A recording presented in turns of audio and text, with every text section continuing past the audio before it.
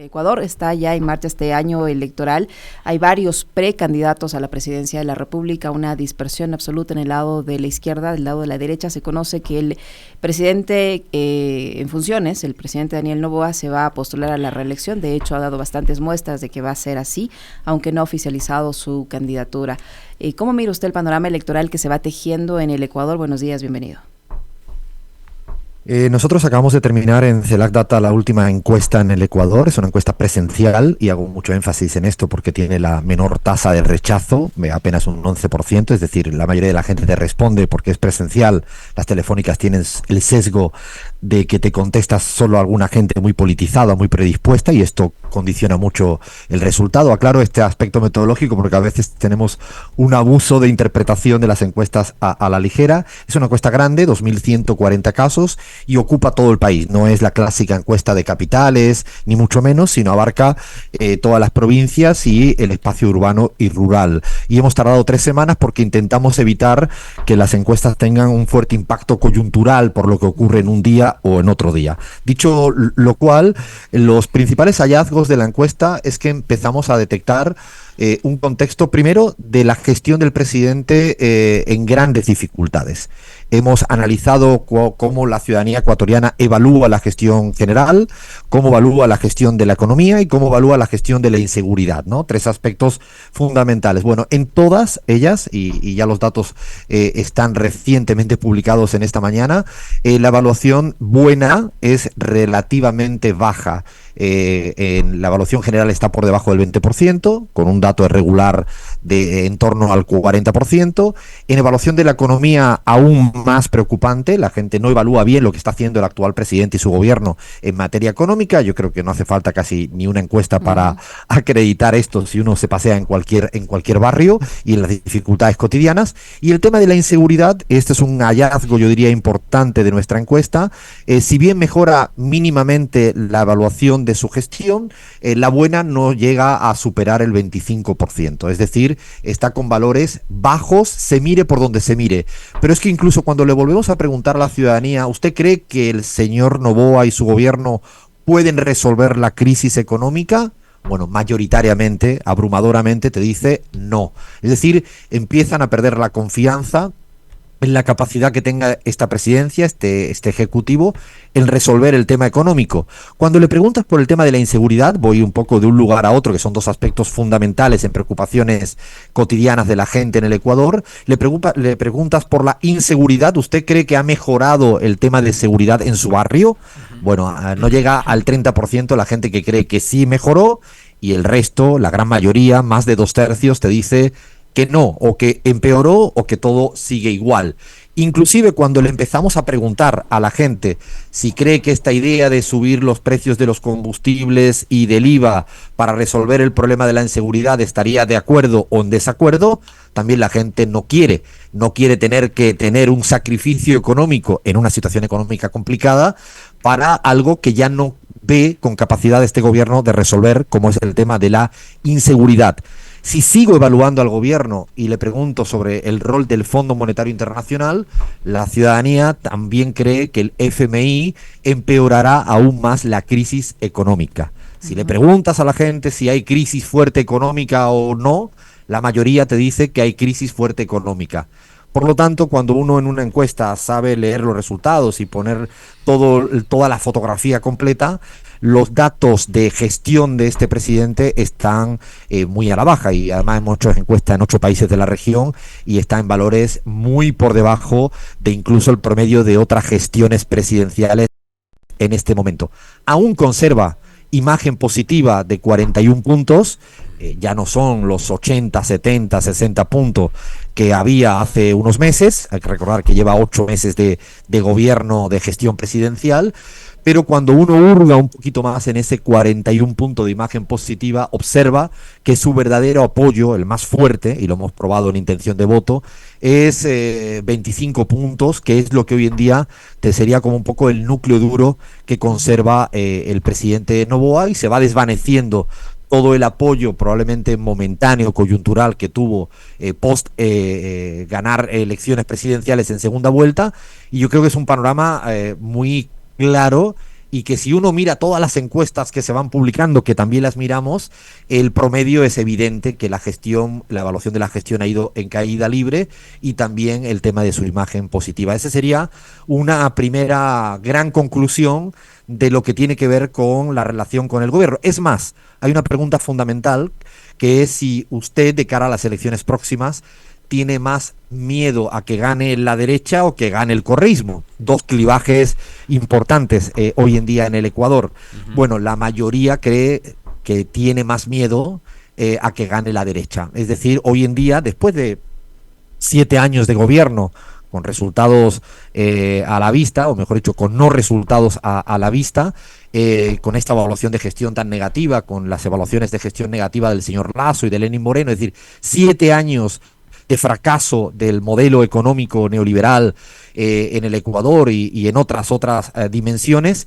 Bueno, la ciudadanía hoy en día tiene mucho más miedo a que gane la derecha, a que gane el correísmo como la otra identidad política, que también tenemos resultados sumamente interesantes, porque la imagen de Rafael Correa, que está de una u otra manera siempre en el centro de la escena política, la imagen de Rafael Correa, según nuestras encuestas, esta es la quinta encuesta que hacemos en el Ecuador presencial en los últimos años, tiene una imagen positiva de 46.6, es decir, es el líder mejor valorado en la actualidad, después de tanto tiempo siendo acosado y derribado, o intentado ser derribado de todas las maneras habidas y por haber. Rafael Correa tiene una imagen positiva altísima, que además, dos cosas importantes en esta imagen positiva alta, es, por un lado, si lo comparamos con otros liderazgos en la América Latina que llevan tiempo en la escena política, es el que valores más alto tiene, indudablemente, muy por encima de otros líderes y lideresas en la región, con este tiempo en la política. Pero además le añado algo que es algo fundamental, y es que entre la población más joven, de 16 a 24 años, su imagen positiva además es mayor del promedio nacional y muy por encima del señor de Daniel Noboa. No es un tema baladí que la población joven, la población más joven, hoy en día tenga esta imagen positiva de líder, un líder fundamental en la política ecuatoriana como es Rafael Correa. Yo creo que inclusive cuando le preguntamos a la gente por el recuerdo de la gestión presidencial de Rafael Correa en el balance, ¿cuál es el balance que usted hace de los años de Rafael Correa como presidente? Ahí observáis como también los datos de el buena son superiores, muy superiores a los valores de mala, es decir, triplican la sensación, la evaluación de la gestión presidencial positiva en relación con la negativa, y son valores, insistimos, que comparativamente en América Latina son valores muy altos. Por lo tanto, se ve un deterioro fuerte, un declive en muy poco tiempo de la presidencia del señor Noboa, y al otro lado, la otra fuerza política importante, la identidad política correísta, bueno, goza en estos momentos de buenos números, que yo creo que en gran medida la explicación que le damos es que, por un lado, la autenticidad es más importante de lo que a veces se presupone en política, suma mucho la autenticidad, la gente quiere ver a gente auténtica, con sus defectos y sus virtudes, pero Rafael Correa, no hay duda de que siempre se muestra tal como es, y eso la gente a la larga lo valora. Luego hay una sensación de que se vivía mucho mejor en el periodo de gobierno en el cual él presidió, y luego hay algo que es que el odio en la política como eje movilizador, el odio contra él, que ha sido un poco uno de los leitmotiv de la derecha ecuatoriana en los últimos años, tiene patas cortas, tiene sus límites en una realidad que no mejora. El odio no sirve como un eje movilizador para siempre si no mejora las condiciones de vida. Las condiciones de vida no solo no han mejorado, sino han empeorado a todas las luces, con indicadores objetivos y con percepciones, y yo creo que esto explica un poco que estamos en un contexto seguramente diferente al del 21 y del 23, porque van pasando los años, las cosas no mejoran, y por lo tanto probablemente pues se abre en la escena el correísmo otra vez como una opción de futuro, con una idea de péndulo que en la política funciona muchas veces, y es que no siempre perduran los procesos políticos si no dan resultados satisfactorios, y yo creo que se empieza a detectar un cierto, yo diría con prudencia, porque todavía falta tiempo para las elecciones, de un cierto ocaso relativo de este actual gobierno. Buenos días, Alfredo, un gusto saludarte. Volviendo a Noboa, ¿Cuánto ha afectado esto a su credibilidad, que es tan importante como patrimonio de un actor político? Más en este caso hablamos del presidente en funciones y de un presidente que además está buscando la reelección. La credibilidad del hombre, ¿cómo anda? Yo creo que das en una de las teclas. Cuando uno observa el tema de confianza y credibilidad de la palabra y se empieza a caer, a desvanecer, es cuando es difícil y resulta irreversible las tendencias a la baja. Lo hemos detectado en otros presidentes, en el propio Ecuador y en América Latina, la pérdida de credibilidad y confianza. Y hay una pregunta que hacemos es si la ciudadanía cree que él podrá resolver el problema económico, o sea, creer en él como factor resolutor de los problemas económicos, lo mismo con el tema de la inseguridad, y la mayoría te dice que no. La mayoría es una mayoría aplastante, solo tiene un 28% que cree, confía en el presidente Noboa para resolver los problemas económicos. Hay una lámina que no hemos publicado, pero cuando la gente que todavía estaría apoyando a Noboa le preguntamos por qué, es muy interesante como no hay una defensa fuerte, sólida, vigorosa de los motivos por los cuales Noboa debería ser el presidente hacia adelante. Es decir, hay una defensa mucho más débil, algo está haciendo, en verdad lo voté porque no hay ninguna otra persona, o sea, motivos mucho más light, débiles, porque la credibilidad ha ido perdiendo. Yo siempre digo que es más fácil hacer un TikTok que gestionar. Gestionar un país siempre es muy difícil, es una prueba de fuego para cualquier mandatario, y he visto mucha gente que comienza con una fuerza importante de apoyo porque gana unas elecciones y siempre hay una suerte de subida en la etapa inicial. Lo difícil es sostener ese apoyo en base a una buena gestión. El mejor ejemplo de esto es Andrés Manuel López Obrador en México, que va a salir por la puerta grande, no solo con una victoria electoral aplastante con Claudia Sheinbaum, sino con una imagen positiva en torno al 55-60%, se mire la encuesta que se mire, cosa que pareciera que en el caso de Daniel Noboa, con la falta de confianza y credibilidad, pues, y además ha dado muchos síntomas y señales de no saber gestionar. Es muy importante en la política no solo saber hacer TikTok, sino gestionar los problemas que te encuentras en una esquina en el barrio. Yo recuerdo un análisis de Alfredo Serrano en las elecciones del 2023 refiriéndose a lo que pasaba en Ecuador en ese momento, hablando sobre la democracia Spotify, ¿no? En países como el nuestro, en donde la gente cambia de candidato o cambia de opción electoral, como cambiar de canción en esta aplicación que tenemos en el celular. Ahora, y Alfredo lo conoce bastante bien, mejor que uno de hecho, estamos viviendo un proceso ya previo a elecciones en Ecuador. Se está hablando, como decía Liceña hace un momento, de varias precandidaturas, todavía no hay alguna oficial. Ni siquiera la del propio Noboa, ¿no? Más allá de que todos sabemos sus intenciones, pero no hay un candidato oficial como tal. Tenemos como 13, 14 precandidatos en este momento. Creo que vamos a tener una papeleta bastante numerosa.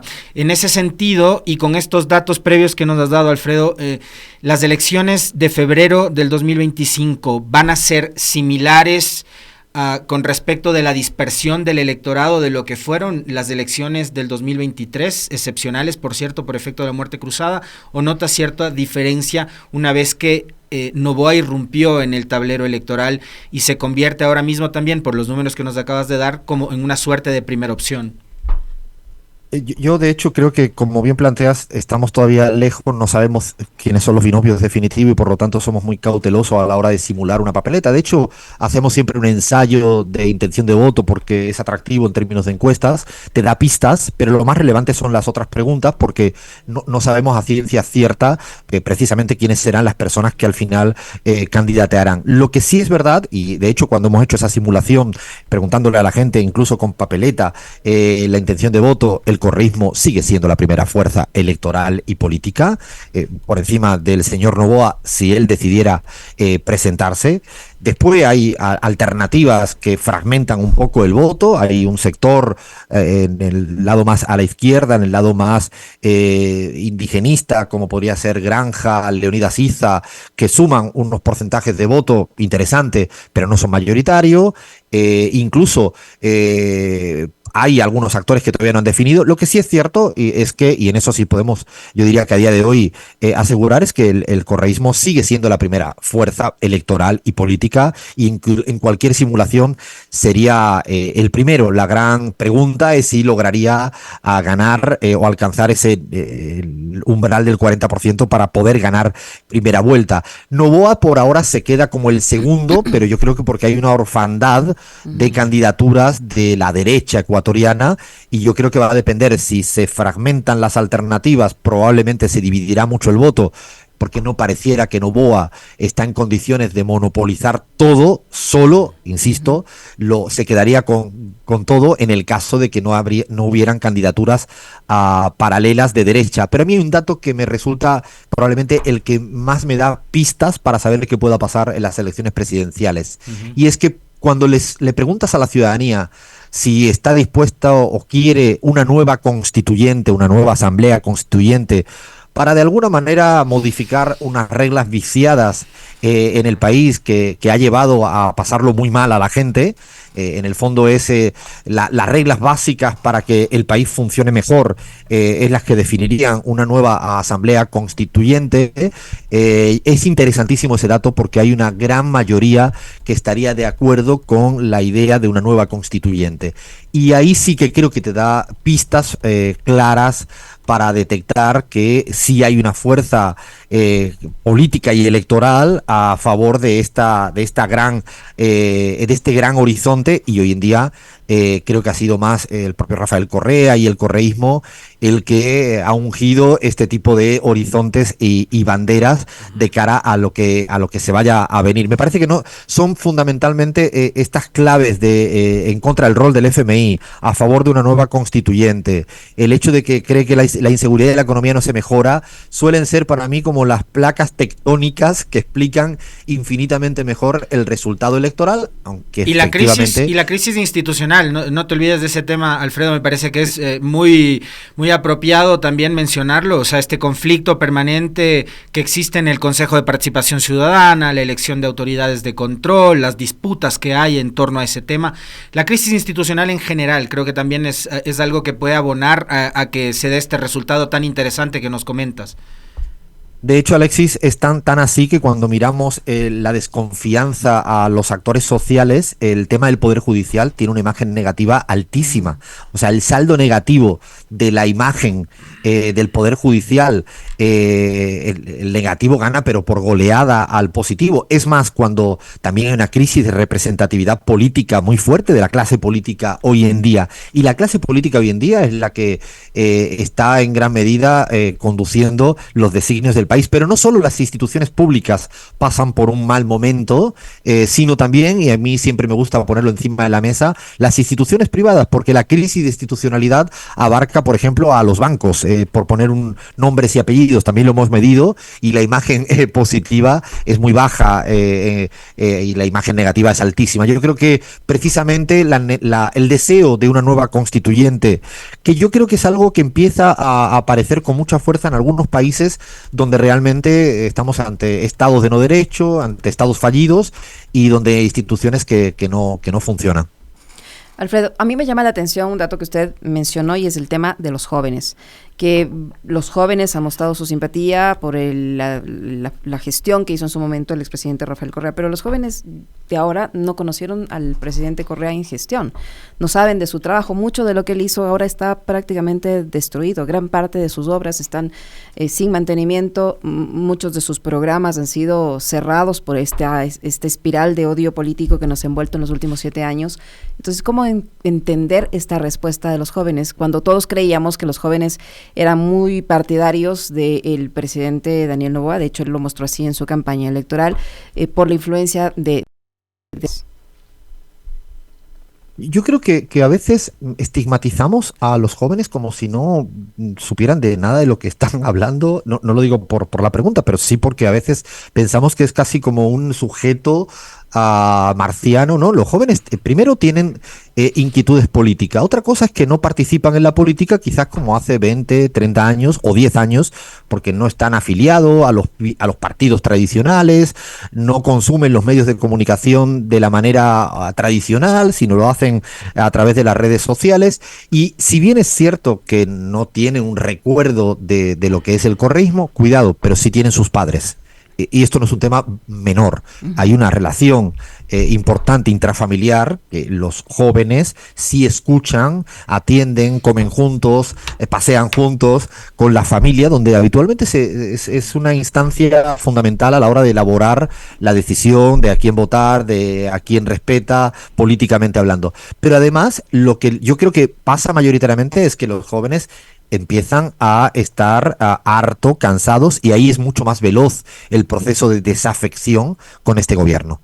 Yo creo que ahí es donde una de estas claves fundamentales es que los jóvenes se pueden quedar enganchados a un TikTok por una manera de comunicar del actual presidente, pero si a los jóvenes no les resuelven los problemas cotidianos y no tienen esperanzas de vivir y no encuentran trabajos mejores y tienen dificultades en el transporte cotidiano y el presidente le falla en lo uno y en lo otro, yo ahí sí que pienso que esto domina el sentimiento de los jóvenes.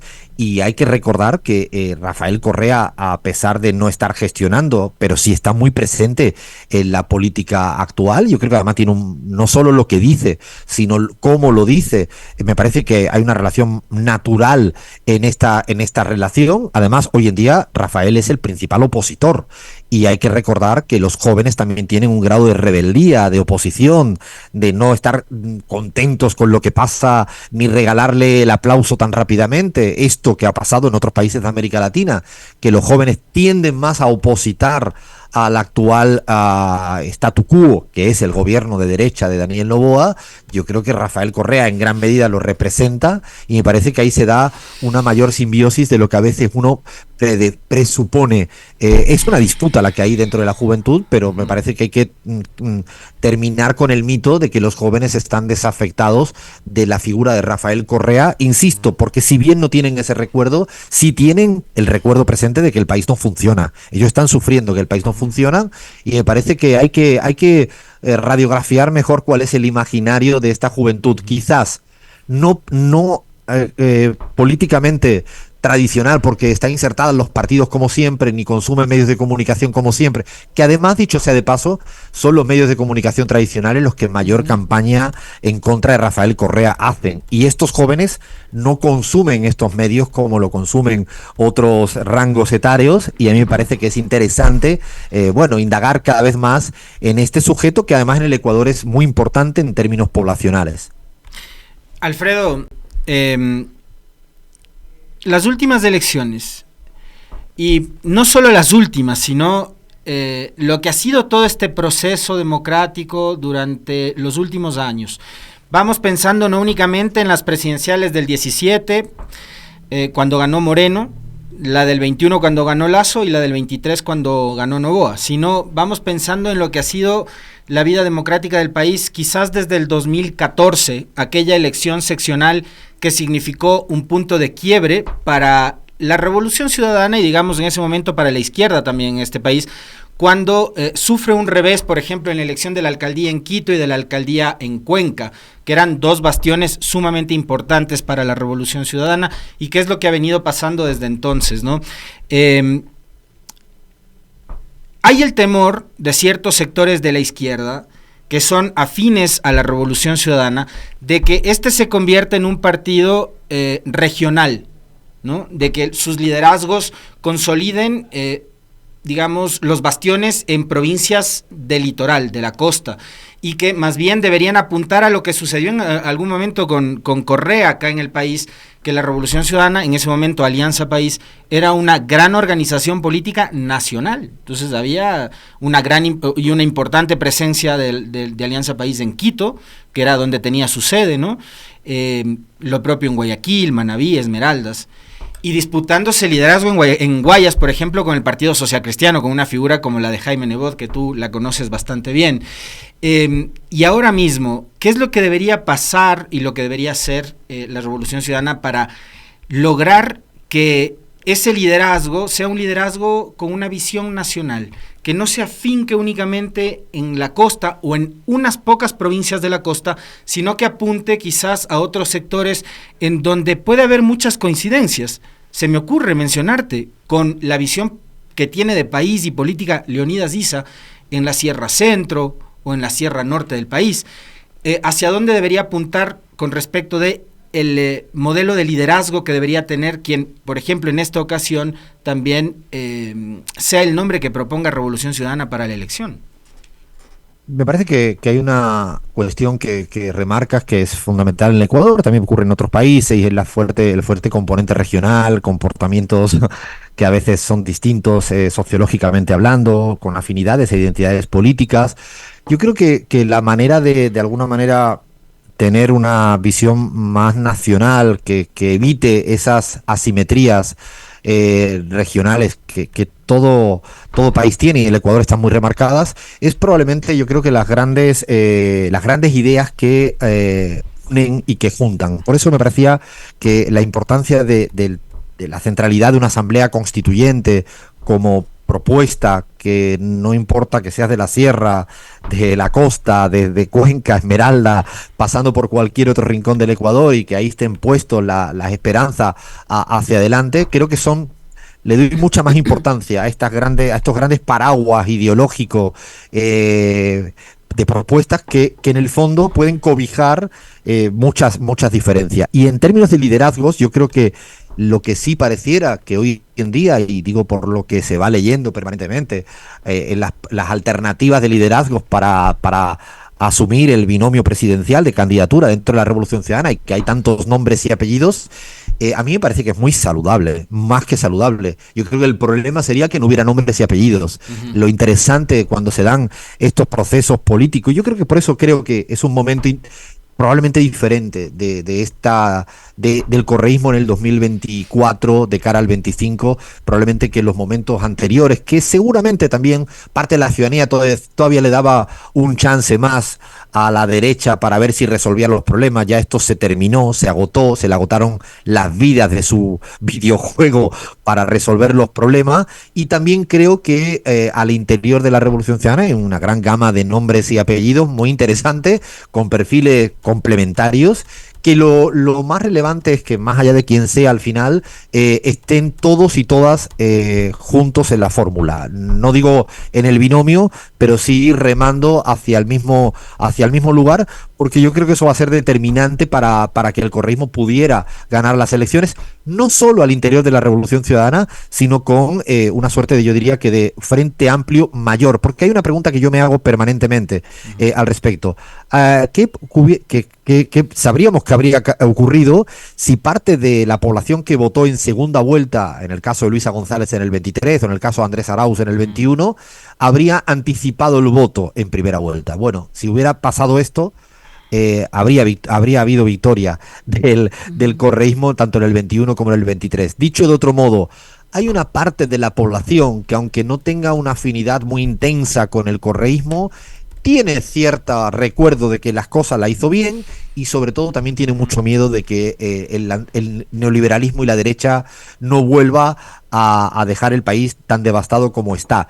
Yo creo que ahí es donde va a estar probablemente la clave explicativa de la cita electoral. Si se logran un poco juntar, unir con las divergencias, matices al interior, y en este suerte de interior ampliado, me parece que hay posibilidades reales de que el contexto creo que es más favorable para una victoria electoral en el 25, teniendo, insisto, todas las precauciones, porque falta mucho y van a pasar muchas cosas, como sabemos que ocurre permanentemente en el Ecuador. Para finalizar, Alfredo, rápidamente, sé que está ya ocupado, el estado de ánimo de la población. Usted me decía que temen más que gane la derecha, que gane o que vuelva el correísmo, pero el estado de ánimo en general. Hay un desencanto acá en el país porque, claro, nos prometieron un montón de cosas que al final no se han cumplido, que han sido totalmente contradictorias a las que se presentaron en la campaña. Hay un desencanto y la gente está muy preocupada por resolver su problema del día a día, su situación económica, por tener que salir de la casa y no saber si regresa por el tema de la inseguridad. ¿Cómo está el estado de ánimo de la población? Si pudieron conversar sobre eso en la encuesta que ustedes realizaron. Yo creo que precisamente el estado actual del mapa de sensaciones en el Ecuador es de, como bien planteabas, de ya un hartazgo, dolor, padecimientos, de todo lo que ha ocurrido, pero se abre, y esa es la sensación por algunas preguntas que hemos hecho, ese halo de esperanza. Y, por ejemplo, hay una pregunta que hacemos sobre qué necesita el país. Bueno, hay una gran mayoría que pide cambio. Y es interesante porque una de las opciones que le poníamos era que el país no tiene remedio, que es cuando el desencanto provoca ya ni esperanza, ni entusiasmo, ni nada. Y de hecho en otros países, cuando le pregunta a la gente, este país ya no tiene remedio, en momentos difíciles donde no hay ninguna ventanita de futuro, la gente se agarra, se abraza a esa idea. Bueno, no. En el caso ecuatoriano, la idea de necesita un cambio es muy aplastante, pero la idea de una nueva constituyente también. Por lo tanto, yo creo que a pesar del sufrimiento actual de estos años, de que la gente no la pasa bien y que hay un sentimiento pues realmente de sufrimiento y de padecimiento, me parece que estamos en un estadio interesante de que la gente quiere intentarlo hacia adelante, seguramente con una alternativa distinta a los 7 años de gobierno de derecha. Por eso creo que el miedo a que vuelva a la derecha es mayor, por eso el cambio es una idea fuerte, positiva, por eso la constituyente es también algo de futuro y horizonte. Me parece que es interesante cuando el cansancio, el hartazgo, el enojo se canaliza a través de esa mirada hacia adelante en positivo. Yo creo que por eso estamos en un momento un poco distinto en el 23, 24, 25 que quizás allá por el 2021. Muchísimas gracias, Alfredo. Oye, Alfredo, una cosa rapidita, en 10 segundos nada más. Candidato hombre o mujer, ¿hay algún tipo de preferencia o no? Rapidito. Yo no tengo ni idea, lo que sí siempre pienso es No, que pero los números, digo, mujer, ¿qué dicen? Si la gente en Ecuador... No, yo creo que la gente en Ecuador no pide que sea candidata ni mujer, ni joven, ni viejo, sino creo que quiere que haya constituyente, cambio, mejorar la economía. Buenísimo. O sea, siempre pienso que buscamos atajos para querer un joven, joven, voto joven, una mujer, voto mujer. Si mira los resultados del 21 y del 23, no se produjo eso de ninguna de las maneras.